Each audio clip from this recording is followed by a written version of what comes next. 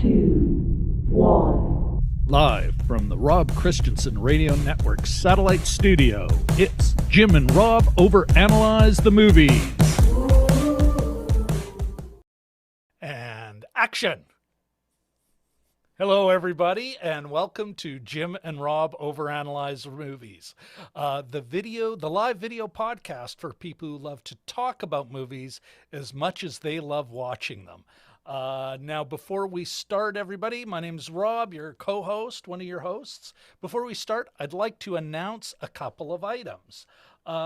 First of all, just to let you know, the audio podcast for our last week's show, Small Axe Mangrove, is up on both Red Circle, our host Red Circle, and on Google Podcasts. So there are links in the description.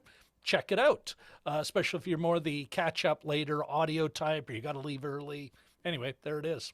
What else do we got here? Oh, as promised last week, and this is because of one of our Balmoral Street research regulars suggesting this to us, we have every movie we're going to take a deep dive on in a list in the description all the way through and including February 28th. And I hope you get... I really hope you get our humor when it comes to our special Valentine's show.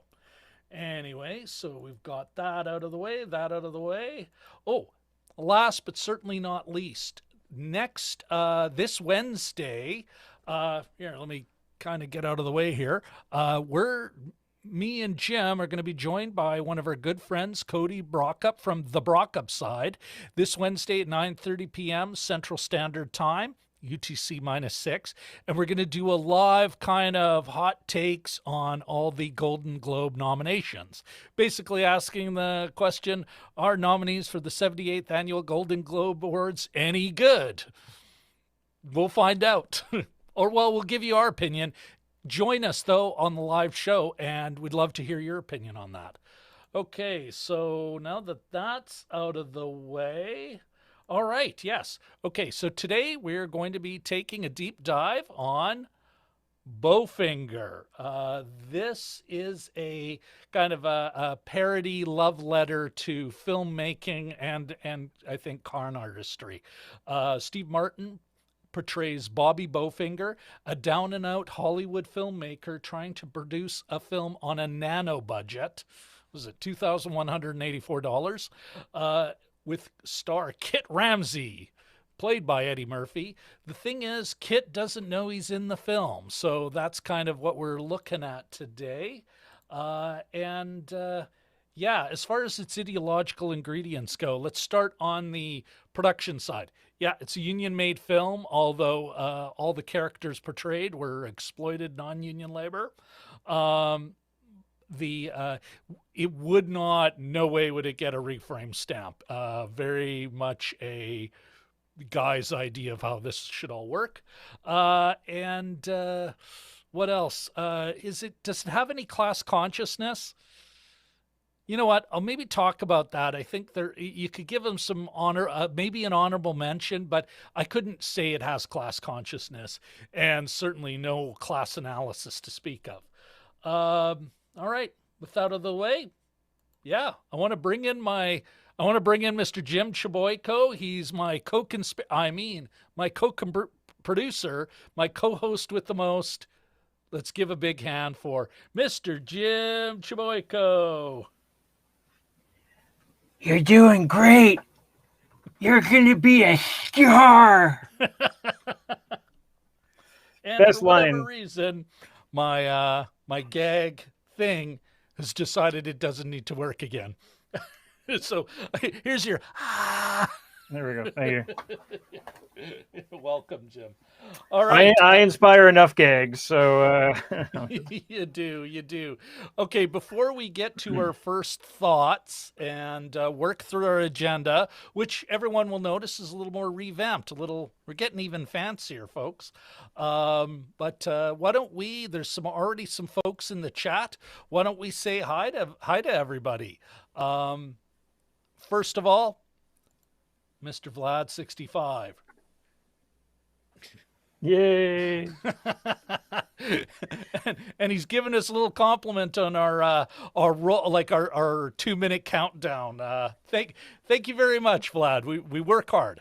Looks like Shashank is here, but he's got a jet. Yeah, I guess he's back at school, eh? Yeah, well, it's February there Yeah. now, I guess. Yeah. Monday, Yeah. February 1st, probably in India. So, Hey, Shashank, thanks for showing up, and we'll see what we can do. You know, to kind of maybe start.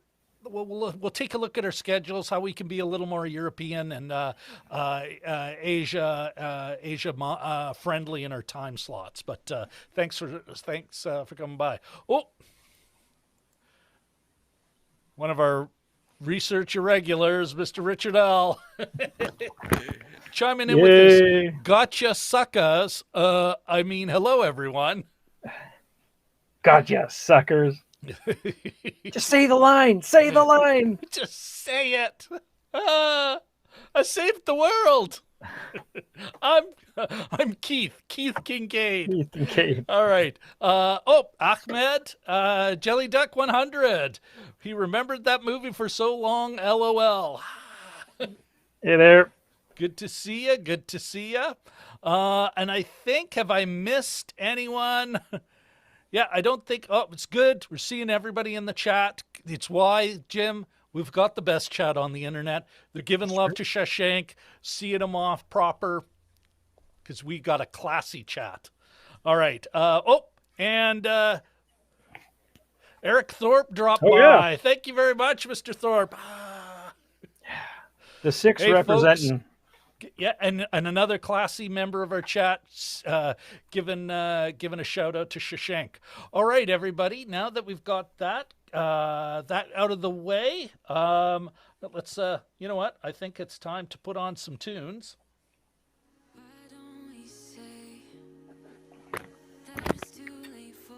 All right, and noise. I think we are. Yeah, let's here. I got fancy graphics and everything, Jim. Why don't we start with first thoughts? But before we get there, bear with me, brother. Gonna have to start dancing. All right. Share this. All right. Okay, we got a timer up, Jim. Okay, I feel like I'm under the gun. The pressure is on. Yes, we'll both have 2 minutes. 2 minutes to share our first thoughts, starting now. It is. This is an ode to our relationship with the movies, obviously. I think, in a way, as I was watching this, it's not an instant connection, but I was thinking it may be a distant cousin of something like Purple Rose of Cairo, just the other side of it. Instead of the fanhood, it's the fandom. It's the side that makes the movies, that the filmmaking side, yeah, that creates the dreams. And in creating the dreams, people have their own dreams to be a part of that. It's sort of, this isn't the right word, but the tone it strikes is kind of interesting. It's pretty subtle. It sort of makes fun of these people, but at the same time, there's an appreciation. I said tone, objects of derision, not entirely, that's not the right word, but derision / appreciation. It sort of doesn't quite make fun of these people. It sort of does, but at the same time, it shows them as, it's very humanizing anyways. They're not all ambition crazed monsters. Most of them aren't anyway. And even the one who was ambition crazed. Yeah. Handled well, actually, I think. Yeah. Looking at her differently now than I did when I first saw the movie 20 plus years ago. Don't ask Anne Heche that, but we'll talk about that later on. Yeah. But yeah, just a really neat love letter, I think, nicely handled by Frank Oz. We'll talk about him later. And it sort of falls right in the middle where Eddie Murphy and Steve Martin were sort of starting to make movies that weren't as good as they were capable of. And this one sort of, bam, fell right there. And I loved it when I saw it in the theater all those years ago, and I still love it. So, yeah. No, that's yeah, Jim. I couldn't agree with you. Couldn't agree with you more. Here now, I'll queue up my 2 minutes. Oh, it's going down already. I think of this as yeah, really, like you said, Jim. It's a love letter to all everyone who's thought I could be a star. I could make movies. In a way, it's a love letter to you and I. Like, here we are faking our way through a television show. Like right down to the Bowfinger International Pictures. I enjoyed it, even though it did make me think, Jim, and I'll elaborate on this further, but the anecdote that comes to me when I think about this as a movie was that Harold Ramis allegedly said, and I can't find the quote ever, but I remember reading him saying, when you're making a film, a comedy, and you're stuck between good filmmaking and good comedy, always go with the comedy, always go for the funny. And I think you really see that in this film. It does have a beginning, middle, and end. It's not terribly flawed or anything, but it really did decide, yeah, these people are kind of semi-incorrigible, but they're damn funny, and it works out for them in spite of them. And so I kind of liked that. Mm-hmm. Even as, like I said, when we talk about it more later, we'll go, something not right here. Anyway, yeah, that's kind of my first thoughts on it. Jim, would you here? Let me pull up. Jim, another graphic. Another graphic, exactly. Oh, sorry. Is it? Yeah, is it worth people's time?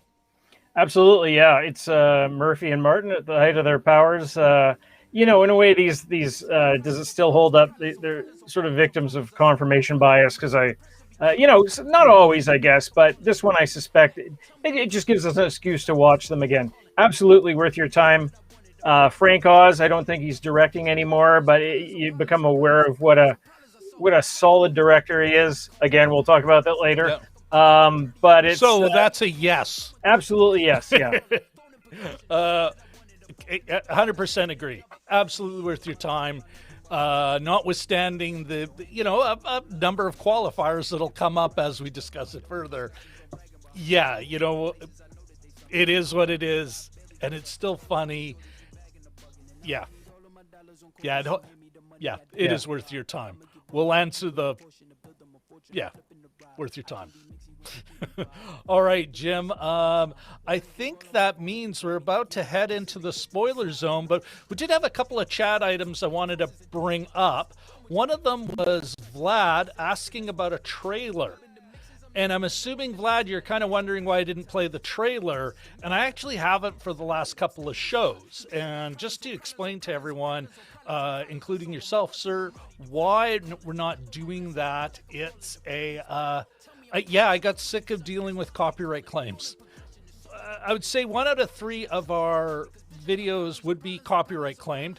I disputed every one. And when I say lost one, I only lost one, and that was to Tenet. But I was like, I just, So, I lost it. I had to cut out that piece, which means if you replay it, you can't catch up on the chat or anything. And I'm like, is it integral to what Jim and I are doing? I don't think it is, Jim.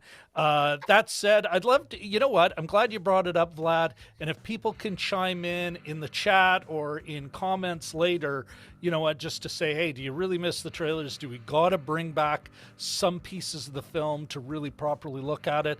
You know what? And I'll see if I can figure out a way that doesn't have me wasting time on copyright claims. But there you go. That's my answer to that. And then, Vlad does say it's very Ed Wood, and I suspect his name will come up later. Mm-hmm. All right. Does that mean, Jim, are we in? I think we are in the spoiler zone. The spoiler zone. We're entering the spoiler zone now, folks. Yes, what we're going to do, so everyone knows, we're going to go through kind of. We're trying to put ourselves on a bit of a focused track. We're going to start from the outside, talking about the sound, the look, the performances, the story, and then we'll get into the meaning and whether or not the director. Do we give the director a pass or fail?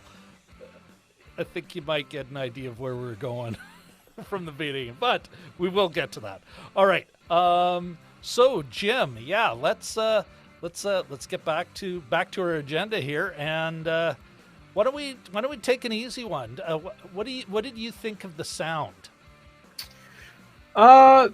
Yeah, it was one of the best. The highlight scene for me is the one of the first shots that they do with Eddie Murphy's character of the brother of Kit acting as the double, and he's got to run across this 8-lane Los Angeles freeway, and I hadn't remembered the sound effects of the cars whizzing by.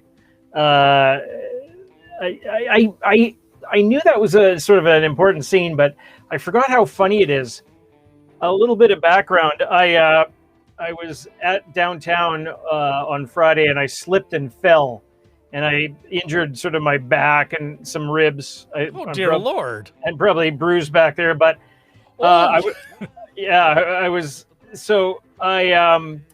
laughing so hard that it was physically painful. And I had to pause the movie, and I paused it right on Eddie Murphy's sort of pained expression, and that made me laugh harder. So it was a bit of a fail there. But the sound of the cars, I think, I didn't remember how scary that. Maybe because I'm older too, but it seemed genuinely more frightening, that scene, and the cars seemed a lot more deadly, and a lot of the sound effects there, apparently those cars were all put in post-production. So but yeah, you did a particular come back to the look. Yeah, so I mean, things like that. I mean, it doesn't, in terms of other sounds, in terms of the sort of the music and the soundtrack and stuff, I don't normally go for the 50s thing, but it seemed all to be part and parcel. They were almost going for this. I know it was set probably contemporaneously, but they had 50s cars and a 30s house and that kind of thing. And I think they were going for kind of a timeless feel a little bit, but yeah. No, you know what, Jim, I liked that. Like the sound, other than a couple of pop songs here and there, I thought was just pretty, professional. Yeah. I think that'd be the best way I could describe it. Professional, what you would expect. But you're absolutely right. Where the sound designers like, okay, I got to go earn my money, was in the the car, the crossing the road thing, where you really did feel the cars whizzing by, and that. Even down to the bit of a rumble. And it's not like I've got super deluxe 5.1 sound here. I've got good sound at home, but not that. But I felt it. Yeah. I felt it was visceral. And I think so much of that, as we've discussed before, is about the sound of the picture and how well it delivers. Yeah. But otherwise, I think a lot of it was, it was professional, well done audio. Yeah. You're not really, it's not a musical. Though it was about the show must go on. Yeah. It wasn't quite like Saving Private Ryan bullets, but it was approaching that, like, the heaviness and the sort of the Doppler effect with the car horns and that kind of thing. Just such a great scene, and I was literally crying tears. And I've seen this before, and that's an accomplishment if even without the surprise element.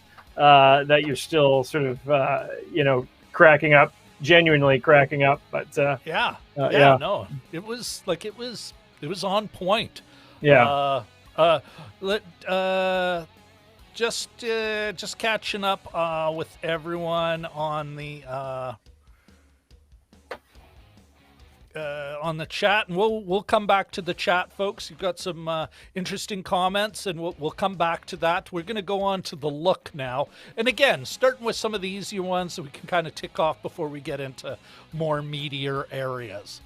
Okay, so Jim, with that in mind, let's talk about the look. You know, I mean, for me, it was like, well, classic comedy lighting, even in the somewhat depressing start, that opening scene where they just, you know, it's a steady cam through the offices of Bowfinger International Pictures. And I'm like, for a what's trying to give a dark and kind of sad evening kind of vibe, it's like, boy, there's light everywhere. There's not one true dark corner in this whole little house. But what did you think as far as the lighting went, Jim? I just before I go into that, Katie just made a comment. She said the sound of the dog wearing heels. So just about the sound that we were just talking about, and I had that's why I was going to bring that back. That was so funny. That was such a surprise too, and I had forgotten about that. I thought it would be Christine Baranski's character, and then you see this dog with high heels, and just the crew huddled, and they had the dolly there, and if that's the proper terminology. Anyway, so the look of it. No, let's go back to the sound. Okay, sure. Let's finish this off now because you've. Yeah. I blame Katie. Well, that's why I said we were going to come back to it. Okay. Yeah. So. Anyway, sound. Yeah, no, it just bear with me, everyone. Okay, so Katie says the sound of the dog wearing heels, LMAO, and then Vlad chimes in. My wife was very worried about the health of the dog. Those arches. That's a lot of pressure on a poor dog. You know. Well, the great thing about. The great thing about these dogs is they are trained. Yes. Probably abused. It was American Humane gave it the reference, and even in the 90s, you know. Yeah. Well, at the same time. Anyway. And I think didn't they have the shoes on the front paws too, which is yeah. No, the dog was doing the high step like a horse. That's what I thought it was a horse when they took the shot there. You know, seems counterintuitive, but kind of ridiculous at the same time. Yeah. All right. What else do we got? We'll kind of skip past the look. Let's get into the performances. What was your favorite, Jim? Well, I mean, they were all so good. But... Yeah. You know, it's sort of, it was a neat, like I love the Mexican crew, and how they even learned English as the movie. You watch them. I mean, their clothes changed. They randomly gave one guy the sound, the push button sound, the tape recorder, and they just sort of randomly fell into these positions. I thought that was interesting. It's a little, almost like a hidden subplot. But Jamie Kennedy was kind of low key in this. I meant to look up who the young hunky guy with the muscle shirt was, but I can't remember now. But yeah, even I think they were talking in the chat about Robert Downey. He has a couple of little scenes there. He's pretty low key. It's interesting that there are so many low key performances, but you tend to forget how goofily physical Steve Martin was. With his sort of cut, his big gestures and things. Yeah. And Eddie Murphy is, his performance is of a different kind. And the difference between the two brothers, or what turns out to be brothers, is amazing. Like they're so distinct and so different, down to the voice, the walk, everything. And that's an easy out to say the two leads are my favorite. Christine Baranski, I don't always love her. She was outstanding. She was great in this. I can take her in small doses, but She was really good in this. Yeah,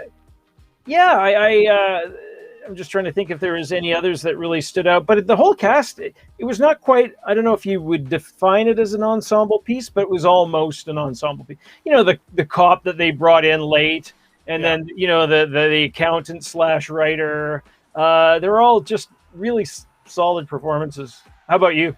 There was a yeah, I agree. Like a lot of solid performance, little pieces. I feel bad. Like Heather Graham was top of mind when I was thinking about the cast. I don't mean like it was Steve Martin, Eddie Murphy, all the way. Like, but then Heather, and I remember Christine Baranski kind of.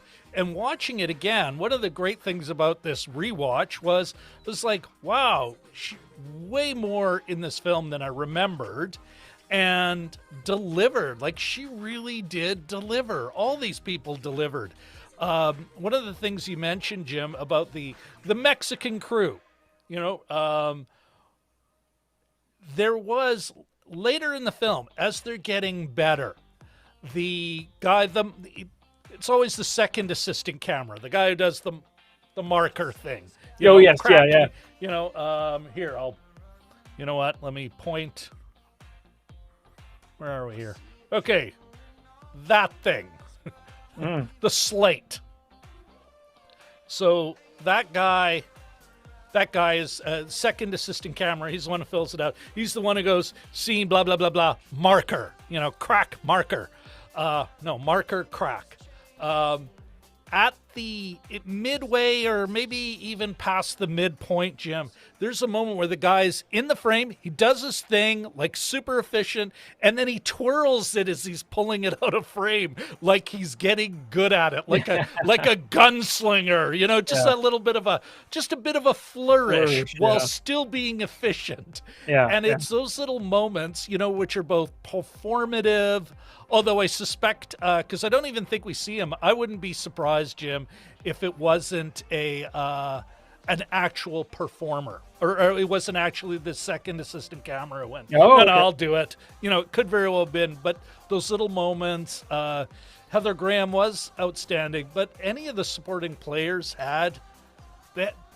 Everyone had a chance to be funny, to be into it.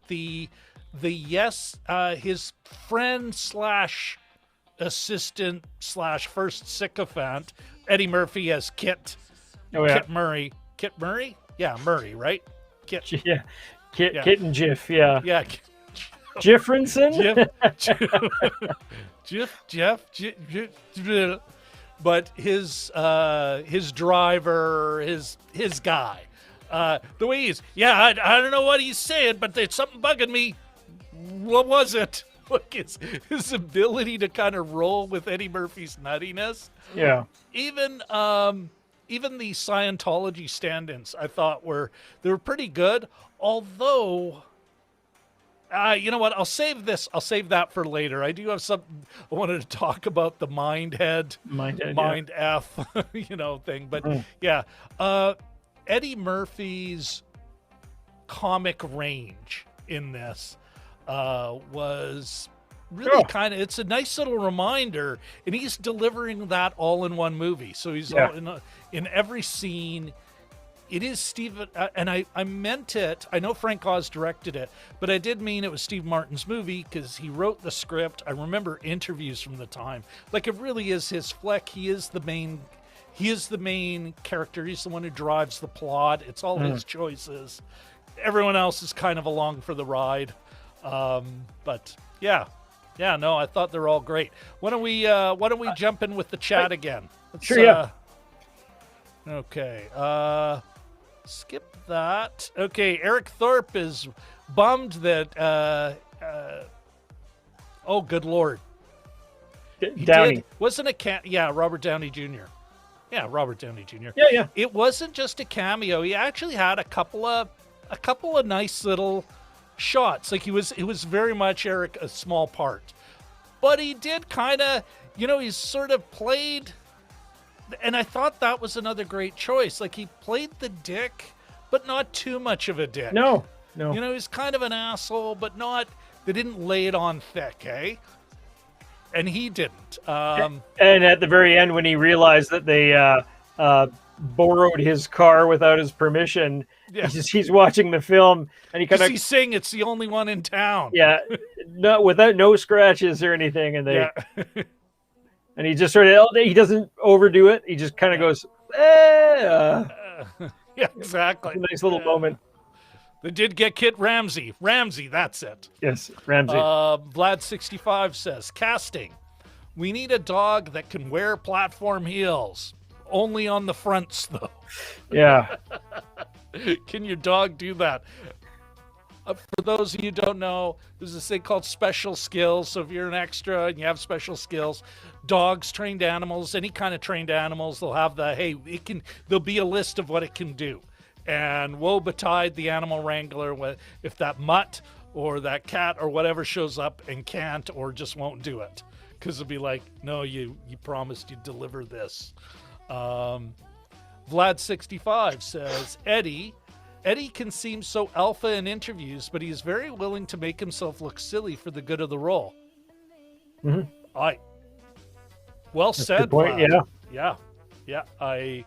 Yeah, he really does. And do you think, though, like, I'm wondering if anyone's seen him interviewed in or like his appearance on that, oh, what the heck is it? Seinfeld, the comedians in cars getting coffee. Oh.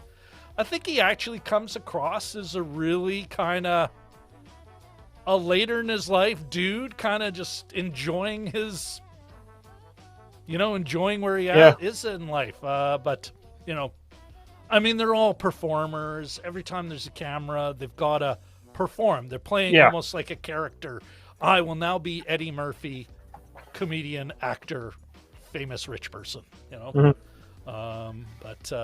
Okay, going back a bit, I'm not sure. Okay, Eric Thorpe says, still need to watch this movie, full disclosure, but I'm very curious about Robert Downey. Okay, we talked about that. Always cool seeing him before he was the megastar. You know what? That's an interesting point, Eric. Jim, Mm-hmm. I mean, as big as he is now, and that MCU thing, we saw him on screen every few years in a monster movie for the past 20 years. Yeah. But he was a big thing before and I think right about now is when the drugs might have started. Oh no, this must have been just after he cleaned himself up. I mean, he looked good. He looked kind of hale and hearty. Not your typical sort of, weight loss and all that other kind of thing. But yeah, I think it was in the 90s that he's been clean for a while, as I understand it. And I was sort of thinking that too. But maybe the start of his redemption arc. Yeah. What about Kaiser 886? Just commenting on the handsome fellers. That would be well, Jim. Thank you very much. I'm going for the welcome.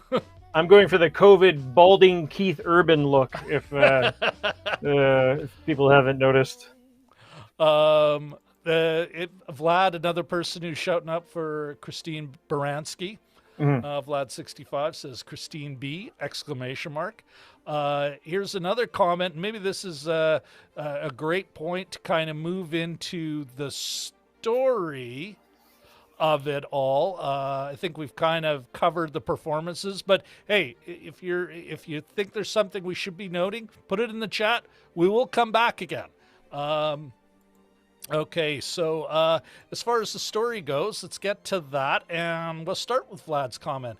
Guys, I also compare this movie to The King of Comedy. That is a much darker take on this kind of story. It's a terrible confession. I have not seen The King of Comedy.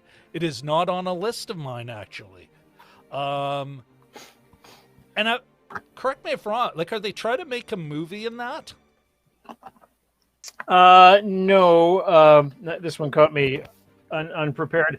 It's a like a talk show host, right? And he gets kidnapped. How does it go now? 1982. Is it that? Wow. Yeah, Jerry Lewis and Robert De Niro, I believe. And it's satirical, whereas I would say I'd put this firmly in the era of parody. Yeah. You know, satire trying to make a point about Hollywood showbiz, whereas, yeah, this is a love letter to, you know, I think almost like the fringe of folks around LA. But you know what? I think it's thanks for bringing that up, Vlad. Like, I mean, there is something like in some of its comments in some of the film's comments about LA and Hollywood, which we'll probably get a bit more into later. But, you know, I think it is kind of making some jabs, whereas King of Comedy, yeah, oh, there's a kidnapping, you know, yikes. You know what? Eric chimes in on the King of Comedy referencing is pretty cool. Joker is super similar to it. It has you're almost like they're pulling the look of it, and even maybe some network references in there, right? Like in the King of Comedy, and then the Joker later. So yeah, that's those are some interesting angles. Whereas I think this one was like, no, we're making light fun, and it's almost like Oz, and that they decided they were gonna, in this story, it was all about gently sending up these people, but making sure they win. Yeah, you know, you look at it, Jim. I don't know about you or anyone else in the chat, but yeah. Look at it slightly differently. Like, take a King of Comedy look at it, and all of a sudden, Steve Martin is a bastard. His character's a bastard. Because what is he doing? He's, like everyone who's ever had to break into film ends up working for one or a number of people for nothing. Yeah. The Steve Martin guy is everywhere. That producer who's forever, oh yeah, no, I'm about to be greenlit. Like, that guy is around. That guy, that woman, that man or that woman producer that is forever hustling is there. And in this story, he doesn't even, which kind of goes back to my Harold Ramis reference before, he doesn't learn. Yeah. Actually, like, there's a moment where he's about to, you know, kind of, okay, the jig is up. I got to be honest. We're using this GIF, Jefferson. Oh, yeah. Only because Jif got laid. That's it. Yeah. He's like, screw it. We're going to make our movie. And then even when he gets caught, because the hardworking, exploited, illegal, the undocumented worker labor was so keen that they give him evidence to blackmail someone.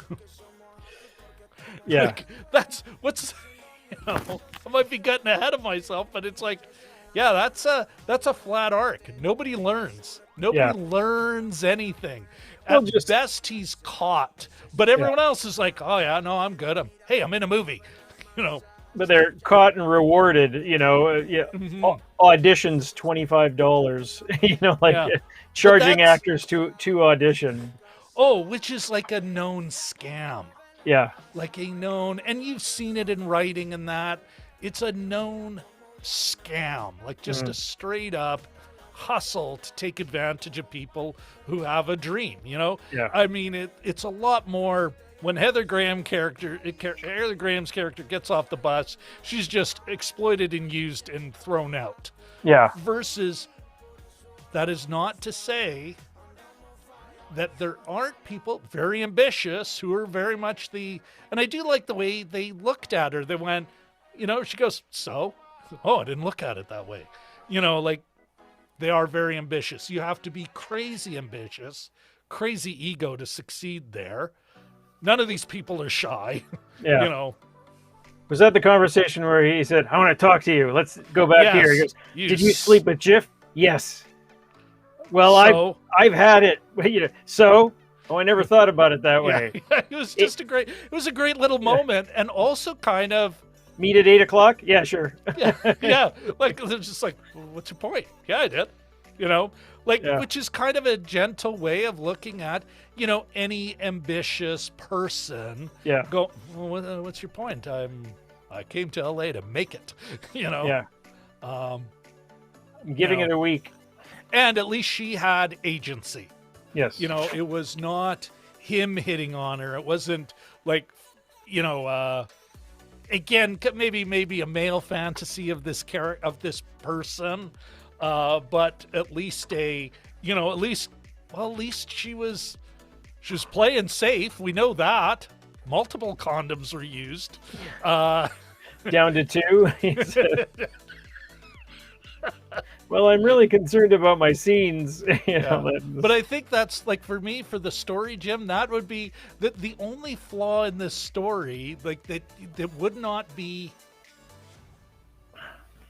considered good filmmaking, is the fact that it's like nobody learns anything, or if they learn anything, it's all their BS was true. It was, this is what we should do. You know, forge ahead. Yeah. Every movie ever costs $2,184. Every movie. Every movie. It's all you need to get started. That said, there is, I mean, mind you, part of it is he's pulling from his own experience, right? You know, I'm talking Steve Martin, although I suspect all of them, you know, they're all they're all unionized labor. So they're all like kind of had to get their SAG card. You know, they had to get in. So they're already past this point, but they were all at that point at one time.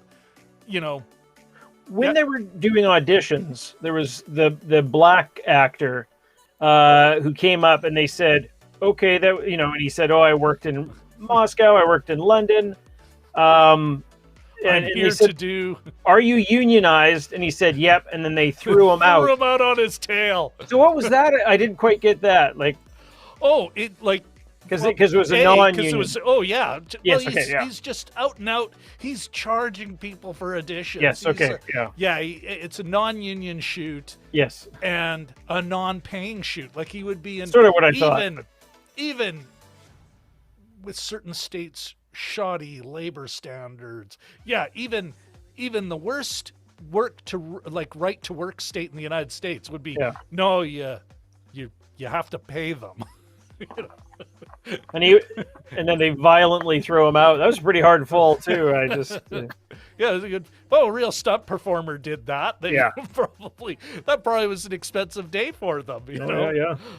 But I think that kind of goes to. And maybe it's time to kind of take a look at the meaning. I wonder, even that part where everyone's working for free, that is, you see that here in Winnipeg. I did. Like, I mean, I got my first real, you know, put air quotes, but a Canadian, actually financed by. They had a distribution deal for the film. It was inertia, had a real budget. You know, I started as a volunteer, ended up getting a $200 honorarium for about, and an awesome credit, an awesome screen credit, and a $200 honorarium for maybe 6 weeks worth of work, you know? Yeah. And that was I got union days on a real movie, a quote real movie. You're forever putting air quotes on that, but it was a fully unionized American service production. It's what got me in. So it's kind of expected that you should work for nothing for a bit to get in. And even now that's expected.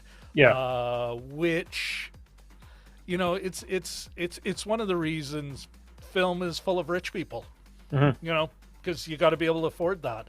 Yeah. And the higher you want to be, the more free work you got to do to get in there. You know, so it's there's a I don't think Steve Martin was like trying to send a message to young people who are trying to get into film.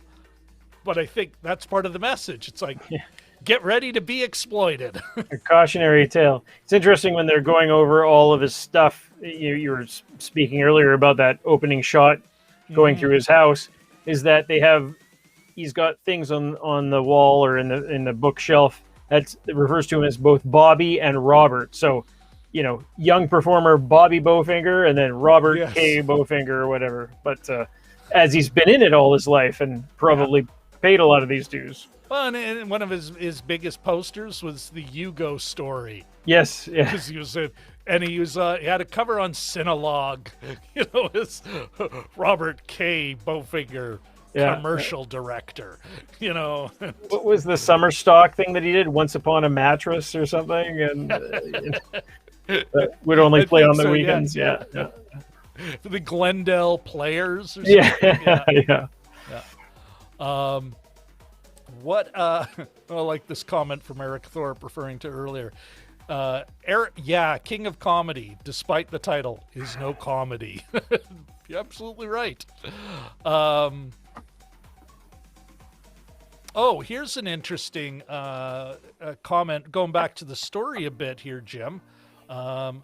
Vlad65 says, as he was researching, he found this actually happened in the 1920s with a Russian filming around Mary Pickford while she was on holiday in Europe. That's awesome. Yeah, I actually, he pointed it out to me, and I looked at it up a little bit last night, and I'd like to do a little more research on that too. It seems like an interesting chapter. For those of you out there who, may stumble upon this thing, or stumble upon this movie, and then let me be the one who first to tell you, at least in California, people have what is called the right to publicity, i.e., you can't attach them unbeknownst to your film project. Mostly it's around hey, I got a picture of this person close to the store, and then trying to identify that real person as endorsing that store or that product or that activity or whatever. But definitely would fall fat right in the middle of the definition, because you just can't piece together random snippets of a famous person and then just, make it a silent film with the title cards and say they're in your movie. There's a pro tip for you. Do not violate the right to publicity. Which seems so LA, that you have the right to publicity. That's true. Everyone else, when they hear that P, they're thinking privacy. Nope. Different there. Okay, Vlad and Eric are talking about Eric Scorsese. Cool. Ahmed comments on, I like how Eddie Murphy just crossing the freeway was scared. I was like Jim, without the chest pain and therefore ability to fully laugh. God damn, that was funny. Yeah. What was he saying as he's going across? Oh, dear. Oh, heavenly God, heavenly God. That's it. I don't want to do this. I just want to go on a delivery. And then his reward was to get them all coffee to do an errand, which was his. Yeah, he's like, oh yes, I'll do that. and the way they got him to calm down. Yeah. Coming back to the meaning though, I do have a true Hollywood story. Which I think it's an overlap between story and meaning. So yes, I get exploited on a Canadian independent film. Get to work on an American service production. Luck out, I'm the assistant to the director. So I have, it's like being in the room when the whole movie is made. Well, at least pre and production. He was a writer-director. I did all his script edits for him. He would tell me what to do. I'm not talking, let me edit this for you. But it was just a great job. So you got a lot of time on set. You're around these executives. And I remember this TBS guy, Jim, says, and I might have bored you with this story, but maybe no one else heard this in the chat. he's giving me some advice because I'm asking him because I want to be a filmmaker. I don't want to just be the assistant to the director. I want to direct and I want to produce. I think I can do this. And he goes to me, he's like, well, listen, Rob, I'll give you some advice. And here, go to a film festival. Go to the Toronto International Film Festival. What you do, don't go watch a bunch of movies. Go to every party you can. Meet every producer you can, every production executive from a producing company you can. Get their card. Ask them what they're looking for. And this is the key advice, Jim. Say, yeah, I think I got something like that. Find out what they're looking for. We want crime with crime starring women. Say, I think I actually have a project for you. Tell you what, I'll reach out to you a couple days after the festival's closed. But I think we got something for you. You say yes to everything. Yes. Then you go and do a treatment on everything you think you can pull off. And no matter what it is, you should be able to pull it off. Write a treatment, reach out to them, say, hey, remember we talked about this? Here's my project. And like that was great advice from a real executive, like no BS guy flown up from LA to keep an eye on their money, and it was great advice. And so what Steve Martin's character is doing here, although kind of crazy, is not that far from practical advice you'd get from somebody who was successful there. Yeah. Which is kind of, so coming back to the meaning, what do you think he's telling us in this movie? Well, it's something to do with... And that's for everyone in the chat, too. It would be almost akin to something like something lame like follow your dreams, but, just see things through to the end. And he almost gives up. Like I think a part of the character is that he's almost turning 50. He says, I could pass for 43 or maybe even 38, so I think he's thinking he's in the back half. If anything's going to happen, it's got to be now. So there's a little bit there's a little bit of desperation in his character, I think. I know, but he just forges ahead with it anyway. It's kind of interesting because at the same time he does cut a few corners and he doesn't treat everyone super well. It's just in the portrayal of him that everyone's sort of redeemable in this, right? But if Lars von Trier made this, for instance, it would be probably quite different, or it's something. Funny, as you see the chat going back on forth on King of Comedy in the chat, is you kind of there. I think Martin Scorsese definitely had a different angle he was going for. Yeah. But do you think? And we got to say hello to our new friend Ike. And is it Puter or Poter? You'll have to correct my pronunciation on that. Was it A or B, or maybe it was just Potter? Ike. Wow. And if I'm even pronouncing your first name correctly, he says to Rob Christiansen, by chance, ich komme zu Besuch. Oh, I'm screwing this up badly. Auf deinem Schiff. I am. I come here Besuch auf deinem Schiff. Oh, you're coming for, damn it. I'm not 100% sure. I would need Google Translate with me, Ike, to 100% understand that. He says something later in English. Yeah. Or, you know what?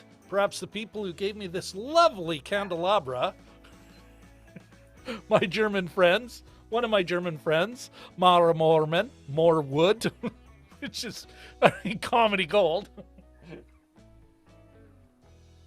That'll actually be on next week. I just don't have any matches. Anyway, but good to see you, Ike. And then Vlad back and forth. Eric and having their nice side. Good to see the side adventures, folks. Ike, right to publicity. Interesting. That's new to me. Thank you. You're very welcome.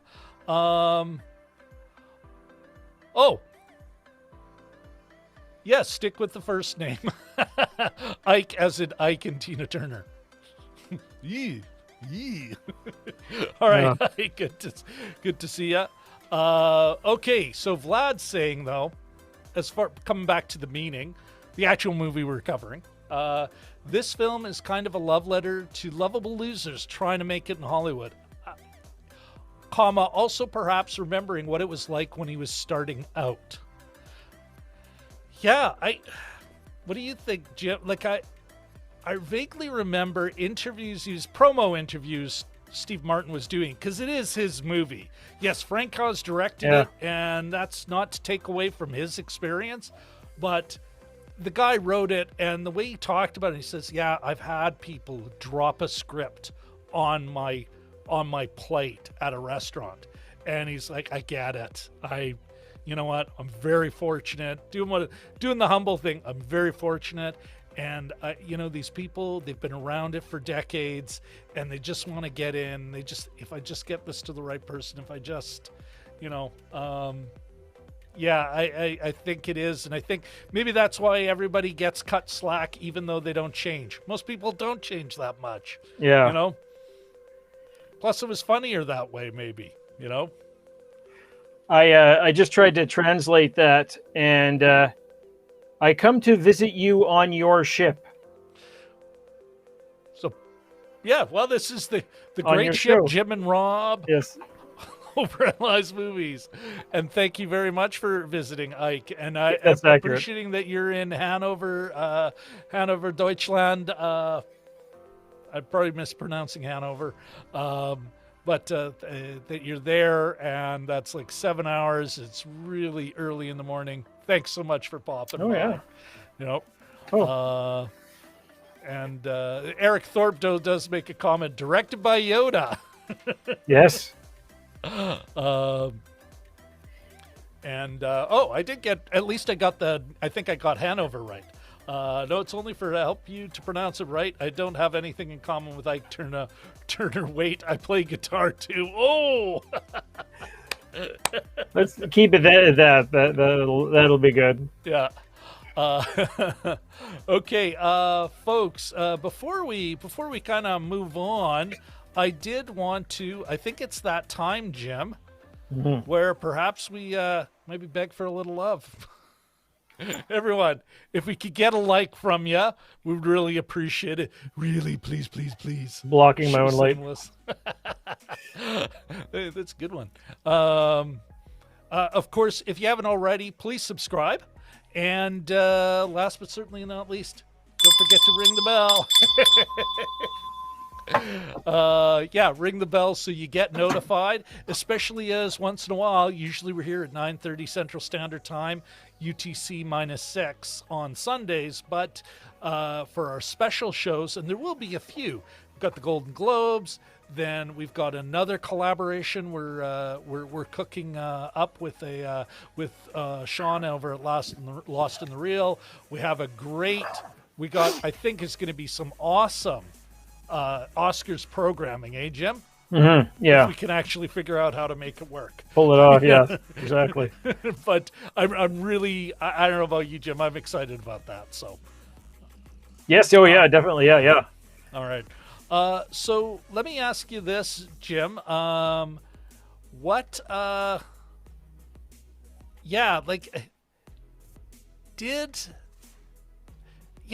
you give the director, directed by Frank Oz, written by Steve Martin, do they get a pass or fail? Let's give them a grade. Yeah, absolute pass. Again, tone is something that's really hard to, tone can be everything to a movie. With this one, as we've been talking, it is affectionate. It is critical about the characters. Yeah, it is affectionate about them as well, though, and that great, the scene at the end when they get to see themselves on screen, they're not portrayed as egomaniacs necessarily. They wanted to be part of something, and they're looking up at the screen and they smile or whatever, and it's actually it was quite a touching ending to quite a ridiculous movie. So you know, it's really that he nailed that tone. Yeah. I'll just conclude by saying that he nailed that tone. That's really tricky, and I think he pulled it off. The team pulled it off. Yeah, no, I agree with you. And it's still, even though I'm putting it all on Steve Martin, he hired a guy who knows comedy, delivered this kind of movie very well, and maybe was good at getting out of the way of his director. You know, like, say, okay, what do you need me to do? What did you think, though? And maybe this is kind of reaching back a little in our agenda, but did you think that the way it ends, the lovely note it ends on, I thought that was also like almost like very realistic.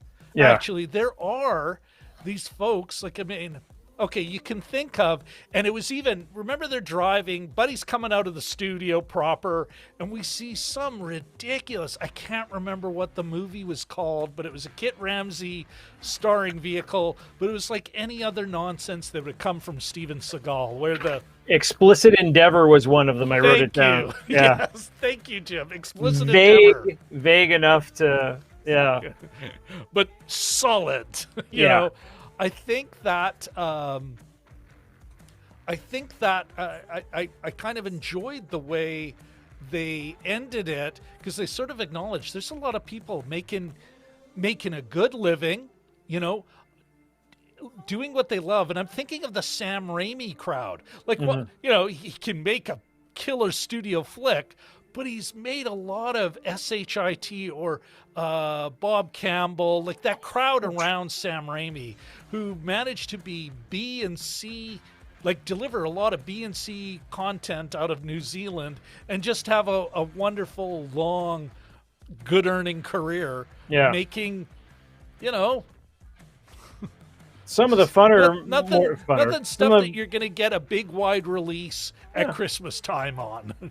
But some of the more enjoyable movies, you know, to come out in the past 20 or 30 years, you know, Quick and the Dead was great, you know, for instance.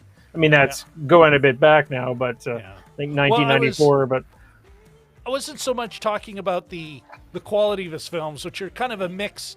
Like, you can make a studio flick, but I was more just kind of like on a more schlocky television stuff. And a lot of production companies just doing that. They know what they do. And it's the same cast, and it's their people, and they're just, you know, and I thought ending on that note, and then, like, because there's a lot of people, let's say, in and around LA that's their niche. Heck, there's people in Winnipeg, that's their niche. You know, making, I don't want to say schlock, because I don't want to be pejorative that way. I don't think that's in the spirit of the film. What did you think, Jim, about their portrayal of Scientology? Because mine was about Scientology. Oh yeah, absolutely. I mean, it did have a bit of bite to it, the movie. I mean, first of all, Heather Graham, her character, whose name was Daisy. That's right. Who's from Ohio, but wasn't from Ohio. Yeah, she was, from what I understand, was based on Anne Heche, who dated Steve Martin and then dated Ellen, and then sort of had a little bit of a break, had sort of a reality break, and was going from house to house calling herself Celestia and things like that. So anyway, she's I didn't know she had a bit of a breakdown, but so it had a bit of a bite to it. You know, it you know, that wasn't a very, I mean, it was done with taste, but it, you know, it was kind of it wasn't a super gentle portrayal really at the heart of it.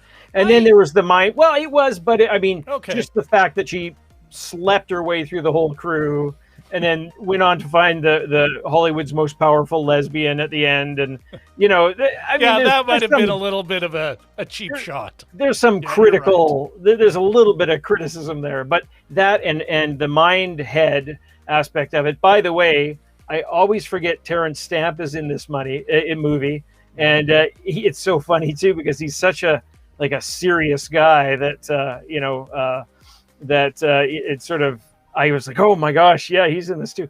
But what did I think of it?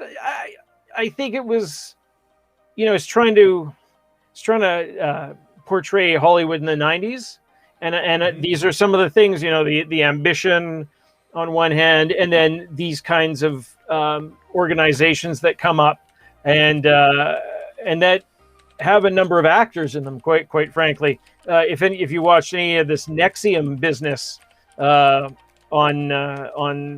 whatever documentary, there's about 3 documentaries, 1 podcast on Nexium.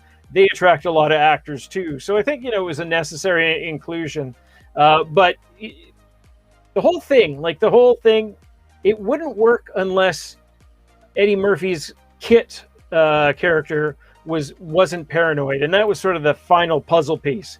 Like if he was just a normal functioning actor, it would be one thing, but that he's susceptible to aliens and then he needs help from Mindhead fits in there nicely. Kit, keep it together. Yeah, he's like, keeping it together, but he's not, right? And he's as anxious as Jiff, but he manages to convey that confidence and that cool and that kind of thing. But so anyway, about Mindhead, I think it adds an element of what am I trying to say, of critique, I guess, to the Hollywood scene.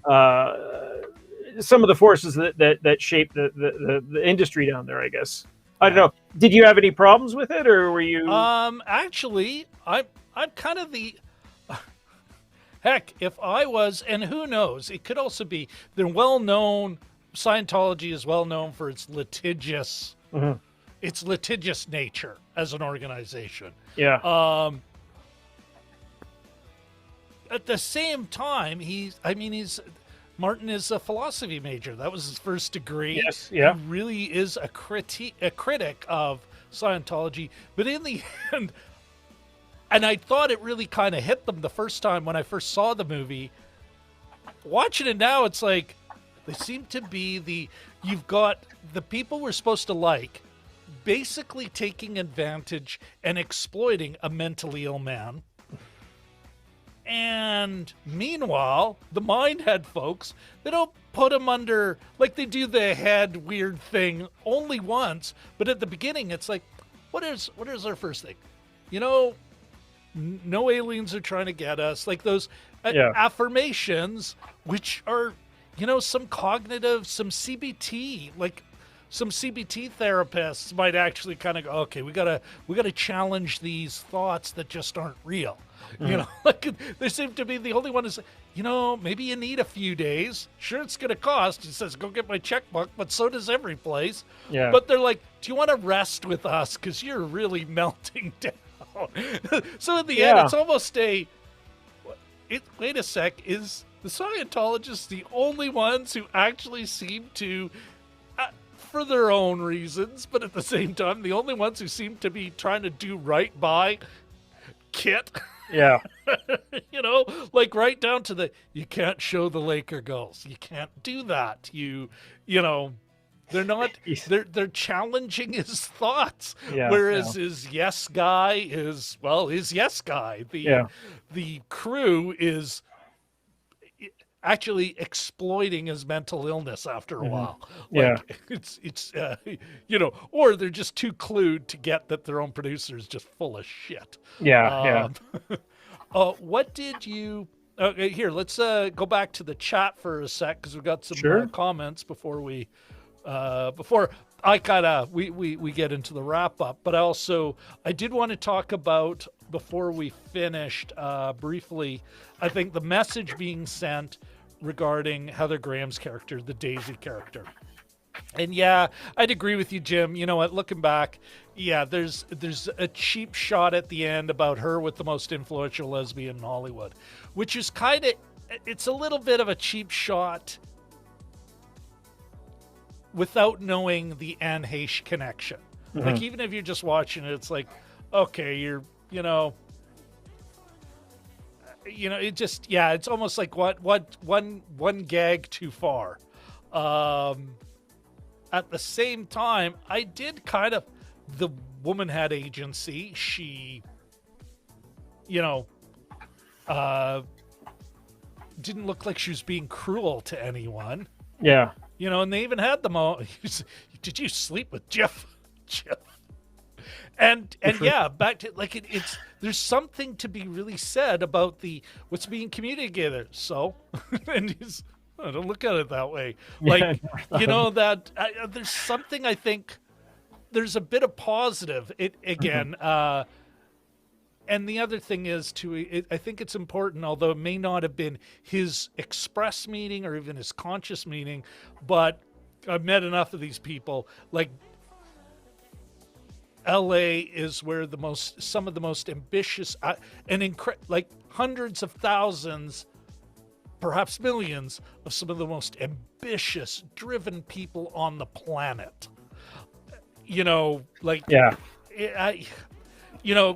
People who are consciously going, yeah, sure, I like sex and I like moving up. And it's not, I mean, there's so much to unpack there.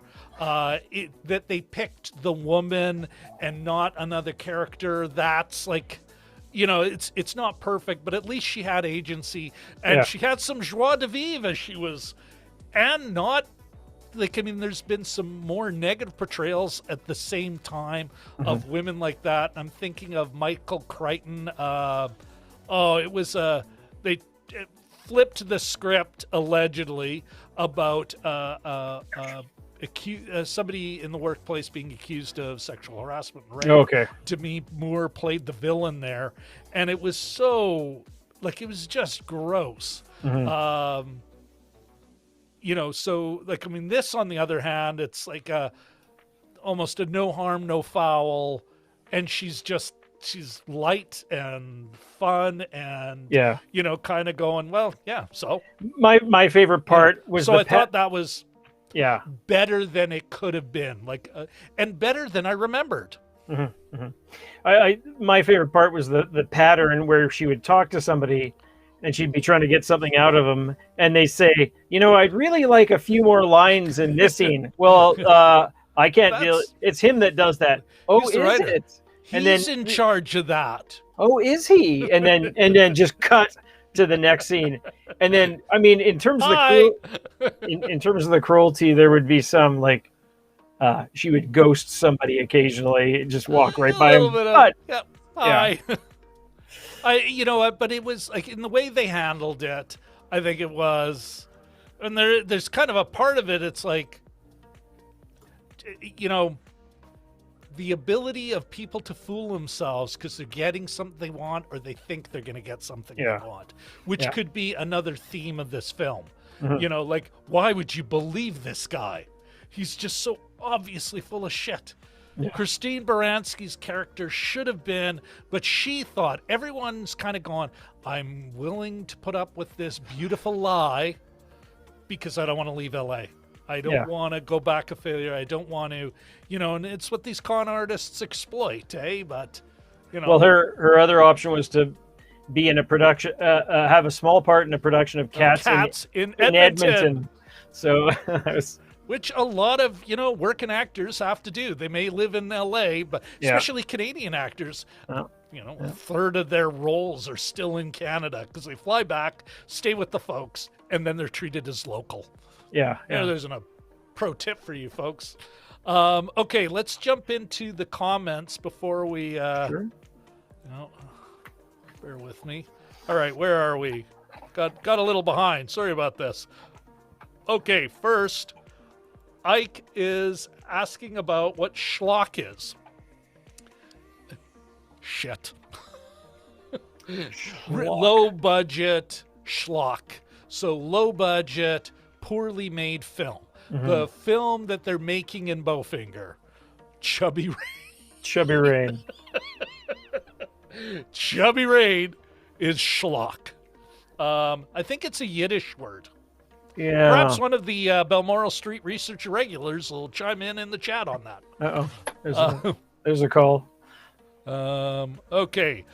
Now here's something. Vlad starts with, Vlad65 goes, of course, if you want to see a darker, cynical, yet funny, in a nasty way looking at the workings of Hollywood, you must see Robert Altman's The Player.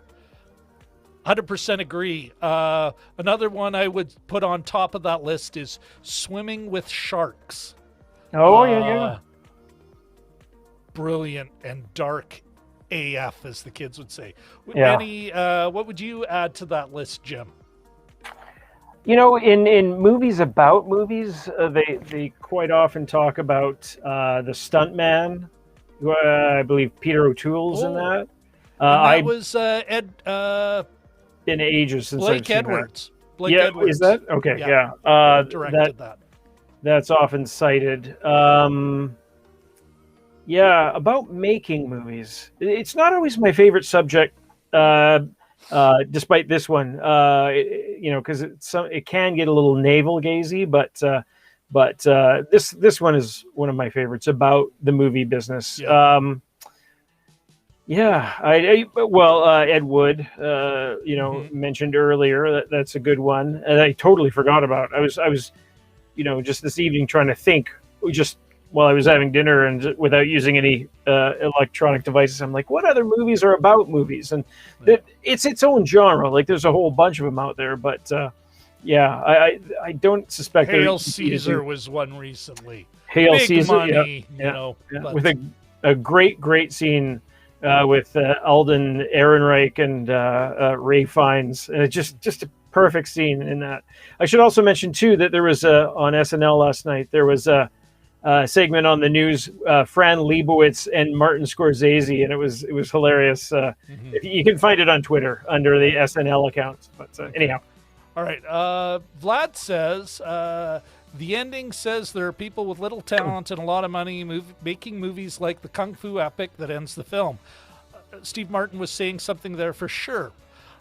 I'm not 100% sure I agree with you, Vlad. The great thing about all that schlock that is being made and by these folks is they're all super low budget. Like, it's not a lot of money. They're on the fringes.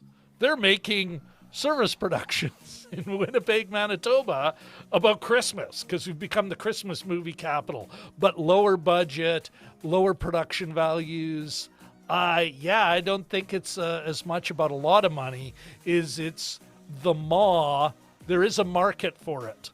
And there are distributors who kind of go, yeah, this isn't worth, it's not worth 20 million. It's not worth 2 million.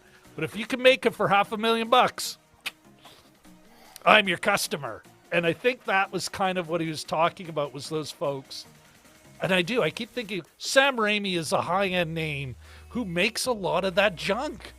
Like, Hercules was not big network art. No. Xena was cool. Warrior Princess. Xena was cool. Absolutely, but it wasn't great art. It was not high production values. It was schlock television. Eric Thorpe says, interesting, Eddie Murphy did Dolomite recently, which I saw. Yes, as a matter of fact, Eric, if you search, we did an analysis. We did a deep dive on it shortly after it came out. In August. Be interesting. Yeah. Be interesting. Maybe check that out. Maybe I'll pin it.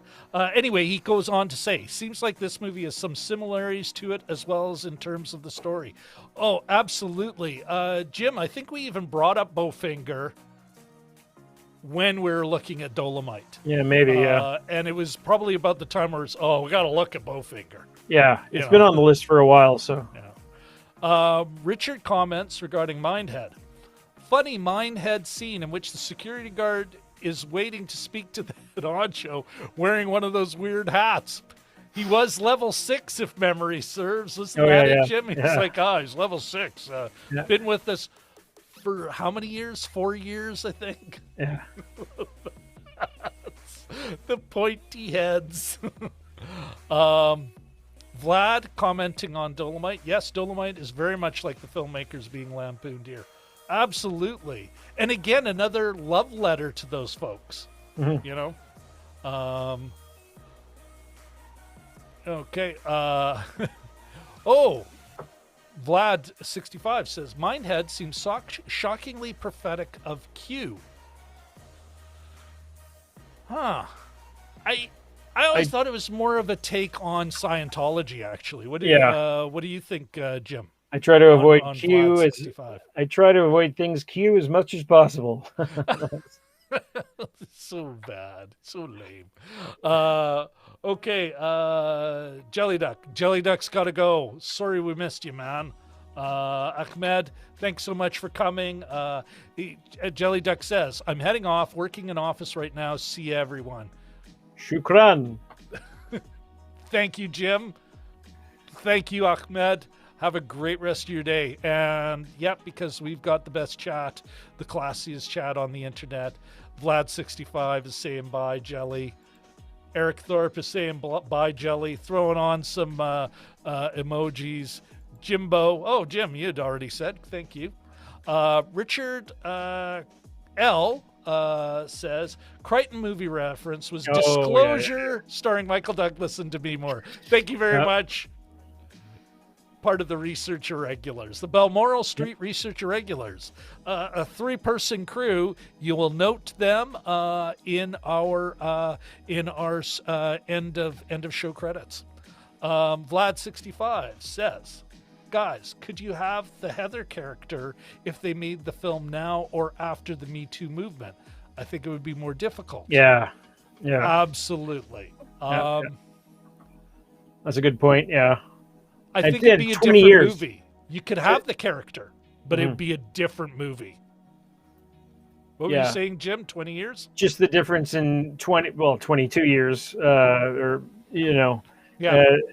that's, fairly quick, seemingly. But it would be a different take on it, I think. Yeah. Oh yeah. Yeah, absolutely. It. I think though. Well, and again, it's challenging, and I think this is where, and yes, we are, folks. This is something. Again, you guys are the best chat in the world, and we've got an awesome. I think Jim and I do wonderful as co-hosts. We love bringing guest hosts. But if you know a woman film fan that would like to even guest spot with us, got to be, a woman film fan. Would love, because it'd be nice to have that view as a film fan talking about it, but bringing that perspective. And definitely please share this, share a show with them. It'd be nice to get more of that, instead of just looking at poor Katie and going, Speak for all women, Katie. Yes. Your opinion is all. No pressure. Yeah, Katie's been a real brick in bringing that viewpoint, even putting up with my cutting her off and mansplaining the things she's trying to explain to us. That said, if we get a bit more of that, that would be super cool. Because, you know what, Vlad? I would love to hear what a number of women think about that role, because, Jim and I are, it's so sexualized. I think we can comment, but it would be nice to get that other take on it, Ike is laughing, I suspect at me, and my explanation of schlock as shit. Eric Thorpe says... Eric Thorpe asks, and I'm kind of glad, Jim, Eric Thorpe's bringing this up because Vlad offline had brought this up as well. So Eric Thorpe says, would you guys consider doing any Bond movie analysis live before No Time to Die? Well, I think we've got a lot of time, right? Didn't they push it to October? So, okay, let's finish the comment first. Just curious, since you could do one from each area, could be interesting. That's a really interesting suggestion, Eric. You know what? I don't know. Anything, any eye poker in there, Jim, that you're seeing as far as the suggestion goes? I wouldn't mind taking. I think to take a look at every era would be that would be quite. and there's some real dogs in there, but the classic ones, yeah, I mean,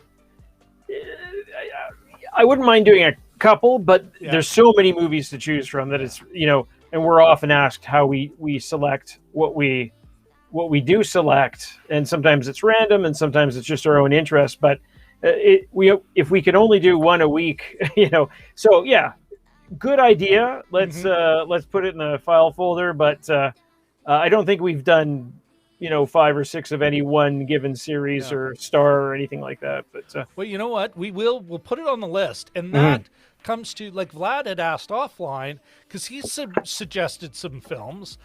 We've had suggestions, kind of, but I think I need to like kind of pin this, and maybe even put it. Maybe I should be putting it somewhere up front as well, saying, "Hey, we love suggestions." Doesn't necessarily mean we're going to do it. We do have kind of a weird sort of criteria. Most of the movies Jim and I haven't seen before. Once a month, give or take, we've seen the movie.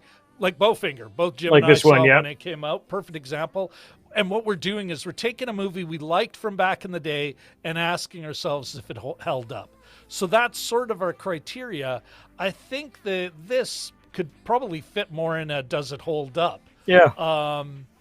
And also, like Jim says, to our interest. Ouch. Next week's movie will be a perfect example of, we'll get to it shortly, but it'll be a perfect example of Rob really wanted to see it because he just fell in love with the crazy nature of it. And then, Jim, we got to see this. Here's the poster. Here's the log line. And Jim kind of got caught up in the bonkers nature too. So sometimes it's as simple as that. Also, Eric brings up Once Upon a Time in Hollywood. Yeah, totally slipped my mind, that one. And that one, though, I don't think they're working on one particular movie. Like, it's not about the making of one movie. It's more about their careers, isn't it? Yeah, but I think that can kind of fit. Or a show. Eric. Yeah, TV Eric show. Thorpe brings up Once Upon a Time in Hollywood. Just for the audio podcast. When people wondering why I repeat them as verbatim as I can, it's for the audio podcast. So that there's there was a chat message that came up. Jim, I think maybe because they're both kind of discussions of trying to work in LA, and you know it is it's really different, but there's in the Venn diagram there's still a bit of overlap that I think like it kind of gives it a little bit of purchase. It's an interesting comment, Eric. Yeah. Interestingly, in The Exorcist, the Ellen Burstyn, the mum of Reagan, is in town to make a movie. So that's sort of the B plot of The Exorcist. That's right. Here's Vlad, one of the other research irregulars, comments. Richard Rush directed Stuntman, which is worth seeing. Blake Edwards directed SOB. Absolutely. Yeah, no, I feel like a bit of a schmuck. Thank you so much for chiming in there, Vlad. This is why you're one of the Balmoral Street research irregulars. He did SOB about Hollywood. Richard L. Yes, for Ike, if he's still around. Yes, schlock is a Yiddish word. Different theories of its origin, but one is that it comes from a similar Yiddish word meaning apoplexy or calamity. Wow. There you go. That's more extreme than I thought. That's awesome. Thank you very much, Richard L. And he goes further to say, often used not just as trash, but also as kitsch, something garish or in poor taste. There you go. Ike, there you've gotten a full answer on what is schlock. Yeah. That's good. Thank you, Richard. Okay. Thank you very much, Richard. Our research team is on fire tonight, Jim? Or should I say, thank you, Balmoral Street Irregulars. Okay. Which is a nod to Sherlock Holmes, if nobody recognized that. Anyway, go ahead. Eric Thorpe does say, okay, we'll definitely take a look at that. Not 100% sure what you're referring to. Was it something we said, or maybe back and forth in the chat? Might have been back and forth in the chat. If I'm missing something, comment. Otherwise, you can just ignore my rambling here, Eric. Okay, Ike. Ike, thanks from Schlocky Me.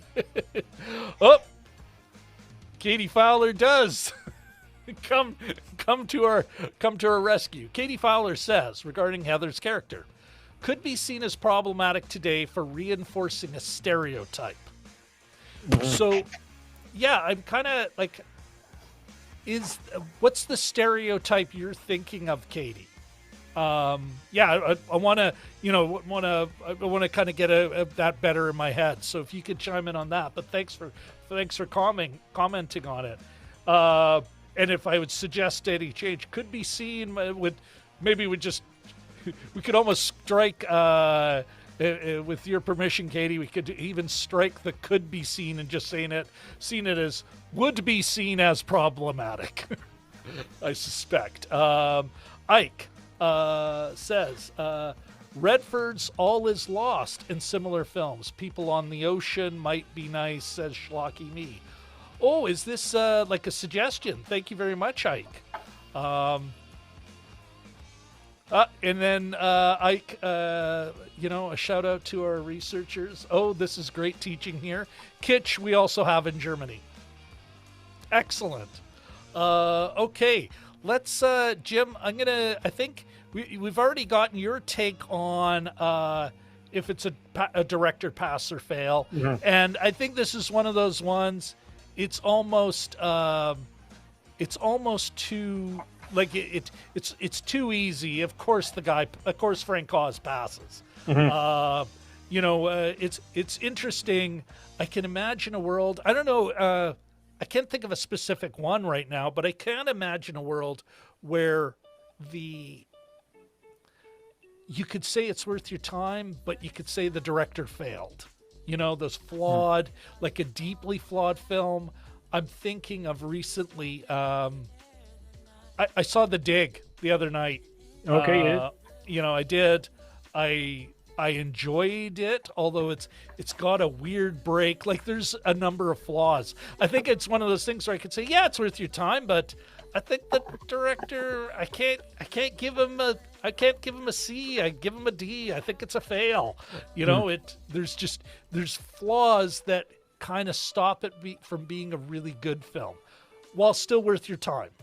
But this one, yeah, pass. Mm-hmm, mm-hmm. B plus. Can't say it's an A, although I think it's an A film. Mm-hmm.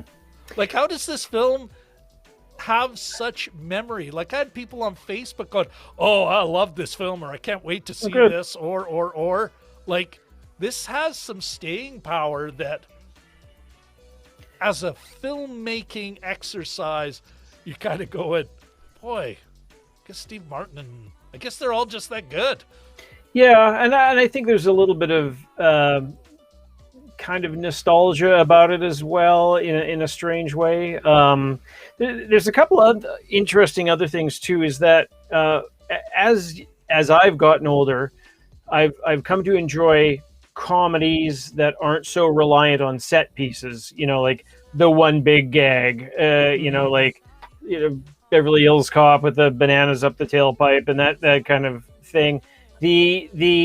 This one, it's almost like Midnight Run in a certain way, in that the comedy is very character based. Now, that's not to say that they're set pieces, because the interesting thing is that this movie is ostensibly about making movies with set pieces in them. So there's like the car chase and the using the sort of the cherry picker to film the car chase and that kind of thing. So they incorporate it into it, but it's still a character-driven drama. That's kind of that's another interesting tonal thing that they managed to do here too. And we could probably get into this further, as we go on through the year. But and we've discussed it, and we've discussed it off screen. Every project has its own cultural echo, and some of them stay for longer than others. Mm-hmm. Star Wars, Star Trek, Lord of the Rings, they all have great cultural sort of echoes that they create. Yeah. Other projects sometimes get forgotten about. Other projects are known for how bad they are. Green Lantern, something like that. But this one, I was approaching it. The reason why I suggested it is because I thought it was underrated, but I guess it wasn't. It made almost $100 million 22 years ago. So, and if I recall, it was a late summer release. We saw it in August. We were on vacation, but I don't. Yeah, it still is at 86 or 80% or 86 on Rotten Tomatoes. Yeah, well received, successful cheap comedy film. Something Katie does add, and I'm going to make one addition because she made another comment just, to follow it up. So Katie says regarding stereotype, women sleep around to get to the top / be successful in show business. And then she makes a very critical thing, addition in a second comment, willingly.